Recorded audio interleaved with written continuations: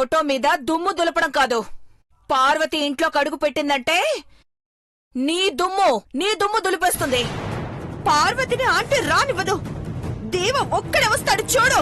చూద్దాం, అది చూద్దాం. నువ్వు చూస్తూ ఉన్నా ఆంటీ.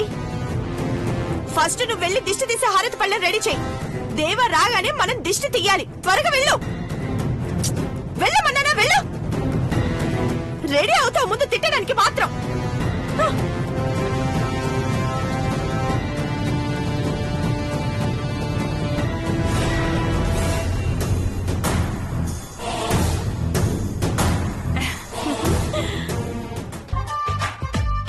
Neelu, I'm ready. నువ్వు రెడీ అవ్వడం కాదు, కర్పూరం రెడీ చేసావా తిన్నగా? పళ్ళెంతో రెడీగా ఉన్నాను నీలు. అవును, నువ్వు ఇందులో కర్పూరం పెట్టావా, ఉప్పేసావా? నీకు నా మీద డౌట్ గా ఉందా, లేకపోతే నీ మీద నీకే ఉందా? 1 మినిటే, ఒకసారి పైకి చూడు. ఆ చూశాను. నోరు తెరు. అలాగే ఉండే, అలాగే ఉండు. ఏంటిదాంటి? ఉప్పు కాదు కర్పూరం అని చెప్పడం ఎందుకని నోట్లో వేశాను నీలమ్మా. సరే, ఇంకా ఆపు ఈ గోలంతా ఎందుకు గాని హారతి పళ్ళెం పట్టుకో. పద, దిష్టి తీద్దాం. పద, పెద్దబాబు వచ్చేస్తాడు.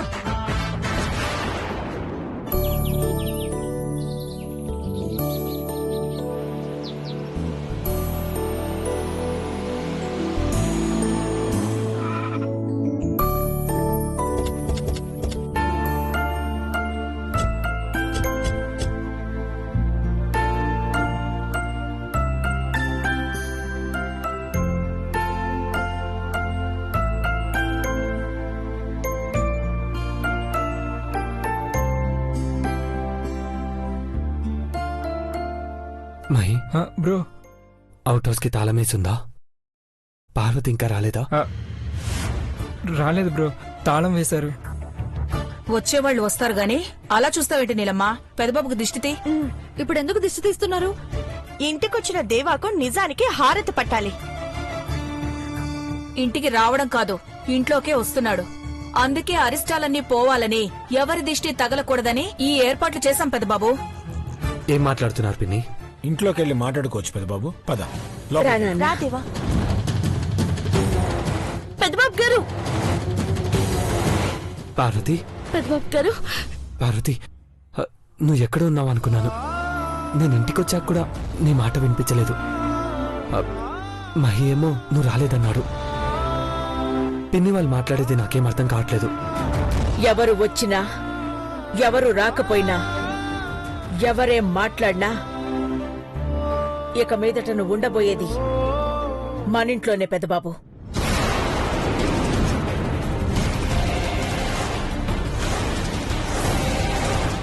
అమ్మా, ఏంటి మీరు అనేది? అంటే నన్ను నా పార్వతిని వేరు చేయాలనుకుంటున్నారా? పార్వతి లేకుండా నువ్వు గుర్తు చేయాల్సిన అవసరం లేదు ఐశ్వర్య. పార్వతి, పెద్దబాబుని మా ఇంట్లో అడుగు పెట్టమని చెప్పు. అమ్మగారు, పెద్దబాబు గారితో కలిసి 7 అడుగులు వేసినాను. 8వ అడుగేసి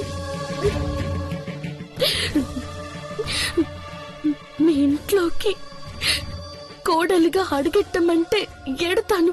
పార్వతి,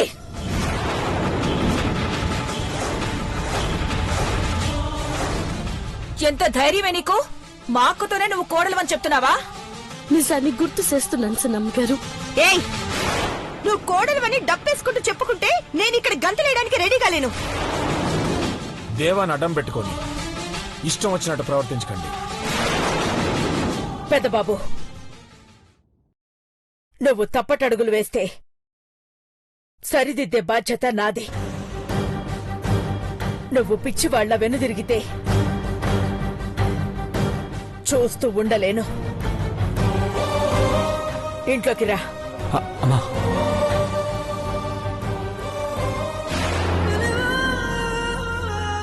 అనవసరంగా గొడవ పడుతున్నారేమో అనిపిస్తుంది. సై అంటే సై అనడమే పెద్దబాబు. నువ్వు ఇంట్లోకి రాకుండా ఎవరు అడ్డుకుంటారో నేను చూస్తాను. మహి, ఆంటీ నిర్ణయానికి అడ్డు చెప్పకు. ఈసారి నువ్వు కూడా తల వంచాల్సిందే. ఆంటీ చెప్పిన నిర్ణయాన్ని పాటించాల్సిందే. అమ్మగారు, అమ్మగా మీరు పడే ఆరాటాన్ని నేను అర్థం చేసుకోగలను. కానీ మీరు కోరుకునే సంతోషం కన్నా మీకు దుఃఖమే మిగిల్చాలని చూసేవాళ్లున్నారు. ఎలాంటి పరిస్థితులు ఎదురైనా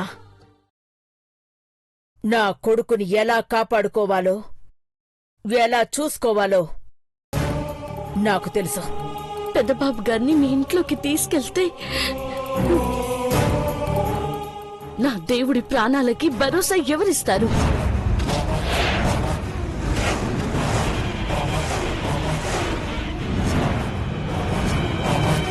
మా పెద్దబాబుని జాగ్రత్తగా చూసుకుంటామని చెప్పాం కదా. రక్షణ లేదయ్య గారు. నీలాంబరి ఇంట్లో ఉన్నంత వరకు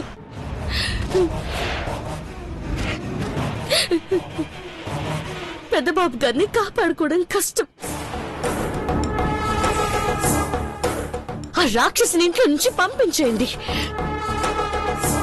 అప్పుడు నేను పెద్దబాబు గారిని ఇంట్లోకి పంపించి గుమ్మం కాడ కాపలాగా ఉండమన్నా ఉంటాను.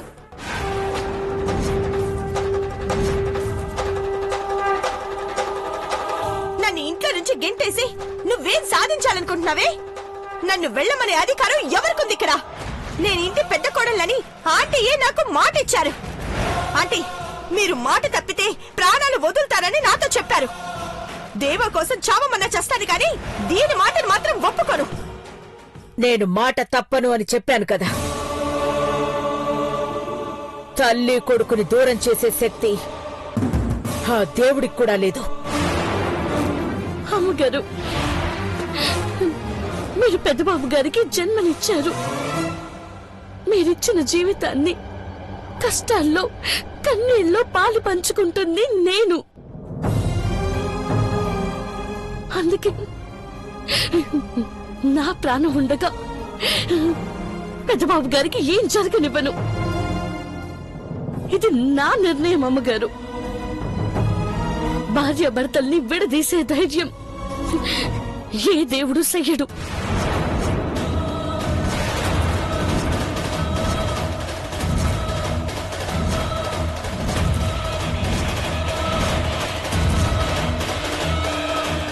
నీకు ఇంత చెప్పినా నా కొడుకుని నాకు అప్పజెప్పకుండా తన భవిష్యత్తు మొత్తాన్ని చీకటి చేయాలని నిర్ణయించుకున్నావా? ఆ నిర్ణయాన్ని నేనొప్పుకోను. పెద్దబాబుని ఇంట్లోకి తీసుకెళ్ళండి. నా ప్రాణం ఉండగా పెద్దబాబు గారిని ఎవరు తీసుకెళ్లేరు. నీతో మాట్లాడనవసరం. పెద్దబాబు, ఈ పరిస్థితుల్లో నిన్ను కనుపాపలా చూసుకోవాలి. ఇంట్లోకి రా నాన్న. అమ్మా, ఒకవైపు అమ్మా, ఇంకోవైపు నా భార్య, కొడుక్గా, భర్తగా. నేను ఏ నిర్ణయం తీసుకోవాలో తెలియని స్థితిలో ఉన్నాను.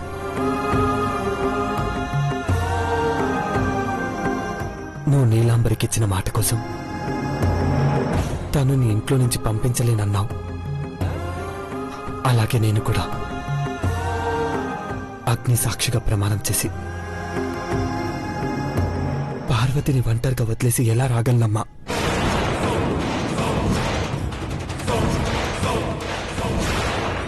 నువ్వు బాధపడితే నీ కన్నీళ్లు తోడడానికి నాన్న మహి ఉన్నారు.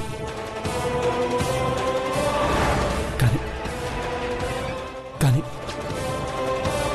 నా భార్య పార్వతి ఒంటరిగానే మిగిలిపోతే ఓదార్చేవాడు భర్తే.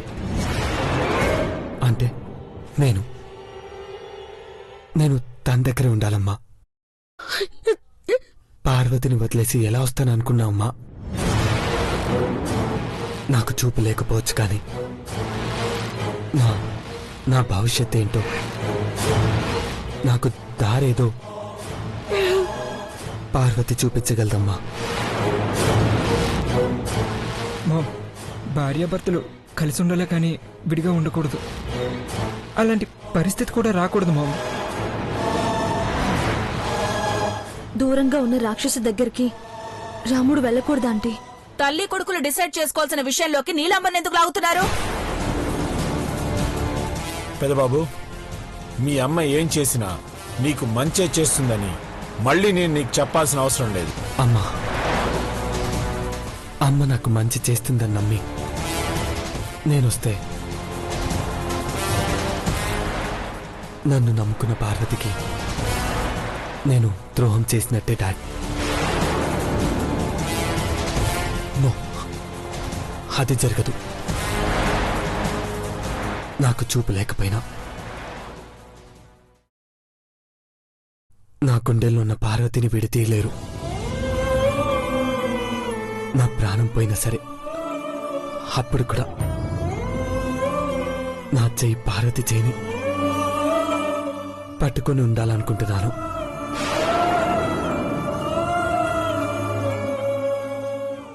నా కొడుకు జీవితం బావుండాలి అనుకుంటే పార్వతి అర్థం చేసుకోకుండా అభ్యంతరం చెప్తుంది. ఈ అమ్మ కన్నా ఈ పార్వతే నీకు ముఖ్యమైతే నేను అడిగే ప్రశ్నకు సమాధానం చెప్పు పెదబాబు. ఇక జీవితంలో నీ కళ్ళల్లో కన్నీరు రాకుండా చూసుకోగలదా? చెప్పు పెదబాబు.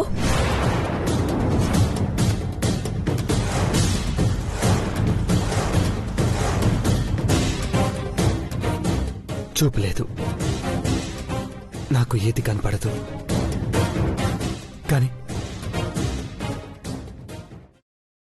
కానీ పార్వతి నాకు దారి చూపిస్తుంది. నా మనసులో ఉన్న ఆలోచనల్ని అమలు చేస్తుంది. నా కష్టం చూసి పార్వతి కన్నీరు పెడుతుందే కాని ఏది కనపడని, ఏది కనపడదని నేనిక ఏం చూసి ఏడుస్తానమ్మా? దయచేసి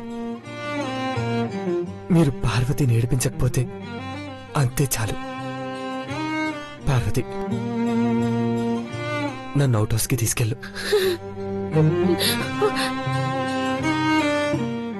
ఆగో!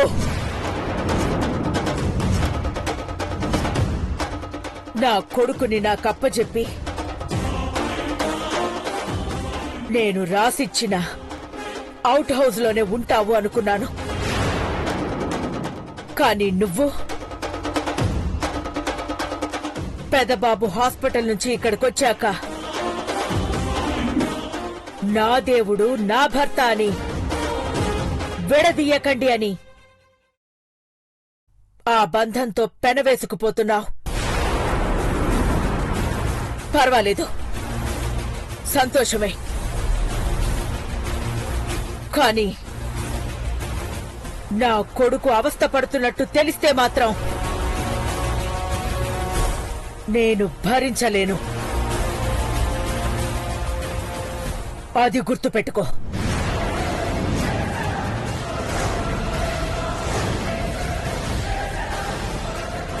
ఛీ, పద ఆంటీ.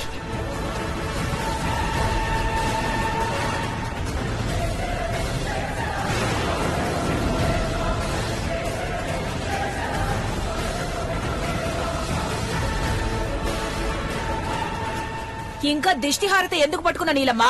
దండగా పోయి పారబోసరా. వెళ్ళు. Ghattamaneni group of companies marketing managers కి, బోర్డ్ ఆఫ్ డైరెక్టర్స్ కి అందరికీ ఇన్ఫార్మ్ చేయండి. ఘట్టమనేని హర్బల్ బ్యూటీ కంపెనీ మళ్లీ మొదలవ్వాలి. ఆ పార్వతి పెట్టిన కంపెనీ అడ్రస్ లేకుండా పోవాలి అంటే నేను డిసైడ్ అవ్వాలి.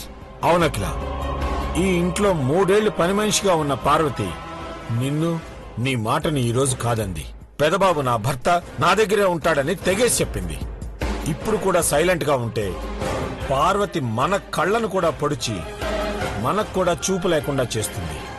ఆ పార్వతి పతనం మొదలైనట్టే. పెదబాబుని చూసుకోవడం నా వల్ల కాదు అని చేతులెత్తేసి నా కొడుకుని నా చేతుల్లో పెట్టి వెళ్ళిపోవాలి. పెదబాబు ఈ ఇంట్లో ఉండాలంటే పార్వతికి దిక్కుతోచని స్థితి ఎదురవ్వాలి అఖిల. లేదంటే ధైర్యం పెరిగిపోతుంది. నిన్ను కూడా ఎదిరించారన్న నమ్మకంతో పార్వతి రెచ్చిపోతుంది. అది గుడ్డి నమ్మకమండి. నా పెదబాబుకి కనబడట్లేదు అని కళ్లల్లో పెట్టుకుని చూసుకుంటాను అని చెప్పినా లెక్క చేయలేదు అంటే తాను పెట్టిన కంపెనీ సక్సెస్ అవుతుందన్న భ్రమలో ఉంది. వ్యాపారంలో అడుగుపెట్టిన పార్వతికి ఓటమెదురైతే ఏం చెయ్యాలో అర్థం కాదు. పెదబాబుని కంటికి రెప్పలా చూసుకునే టైంలో నష్టాల దుమ్ము కళ్లల్లో పడితే తట్టుకోలేక రాజీకొస్తుంది. మన హెర్బల్ బ్యూటీ కంపెనీ రేపు ప్రారంభమవుతుంది అఖిల. అవుట్ హౌస్ కు వెళ్లి చేతులు చాచి అడిగారన్న కృతజ్ఞత కూడా లేకుండా ప్రవర్తించిన పార్వతి ఓడిపోవాలి అఖిల. పార్వతి కంపెనీ ఓనర్లా ఫీల్ అవుతుందనుకుంటా. కంపెనీ ప్రారంభించగానే లాభాలు వస్తాయన్న ధీమాతో అలా మాట్లాడిందని అర్థమైంది. బిజినెస్ అంటే అది ఎంత వేగంగా ఎదగనిస్తుందో, ఎంత వేగంగా దిగజారుస్తుందో తెలుసుకునేలా చేస్తానండి. పెదబాబు ఇక్కడికి రావాలి అంటే జిఏ హెర్బల్ బ్యూటీ కంపెనీ మూతపడాలి అఖిల. కోలుకోకుండా చేస్తేనే నువ్వంటే ఏంటో పార్వతికి అర్థమవుతుంది. ఇప్పటి వరకు మనం ఎదగడమే లక్ష్యంగా ముందుకు వెళ్ళాం. ఇప్పుడు పార్వతి పోటీగా ఉంటుంది. ఎక్కువ టైం తీసుకోకూడదండి. పార్వతి నా కాళ్ల మీద పడి కంటి చూపులేని నా కొడుకుని నాకప్పగించాలి.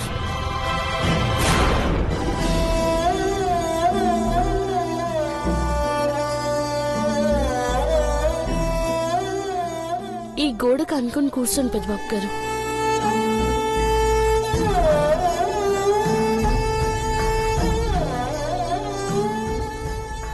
ముందు నువ్వు మంచినీళ్ళు తాగు పార్వతి. అమ్మతో అలా మాట్లాడినందుకు నీ గొంతు తడారిపోయి ఉంటుంది. అంత ధైర్యం ఎలా వచ్చిందన్న ప్రశ్న ఇప్పుడు భయాన్ని పుట్టిస్తుంది. అందుకే నీళ్ళు తాగు అంటున్నాను. వెళ్ళు, నీళ్ళు తాగు, వెళ్ళు. మీ చేతులెట్టివ్వండి. పార్వతి, ఏం చేస్తున్నావు? మీరు నన్ను క్షమిస్తారు కదా పెద్దబాబు గారు? అదేంటి పార్వతి అలా అడిగావు? అమ్మగారితో అట్ట మాట్లాడినందుకు మీ మనసు ఎంత నొచ్చుకుందో ఏటో. మిమ్మల్ని నొక్కేసి ఉండలేక అట్ట అన్నాను. నాకు తెలుసు పార్వతి, నువ్వు కూడా నేను లేకుండా ఉండలేవు. కానీ అమ్మ కడుపు తీపితో నన్ను ఇంట్లో ఉండమంది.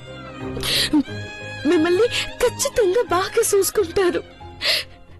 కానీ మీ కాడ నన్ను లేకుంటే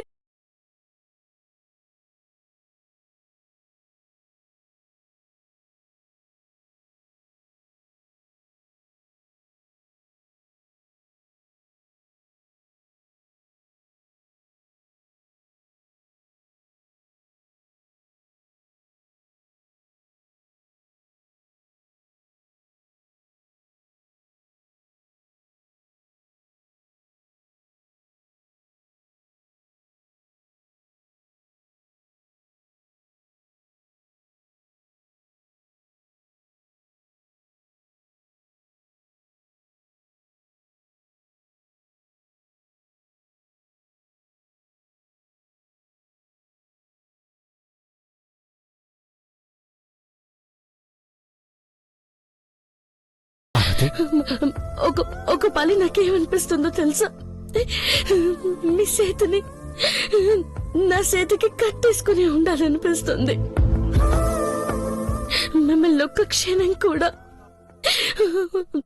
వదలకుండా చూసుకోవాలని నాలో నేను ఎన్నిసార్లు అనుకున్నానో లెక్కే లేదు. అట్ట వీలు కాదు కదా. అందుకే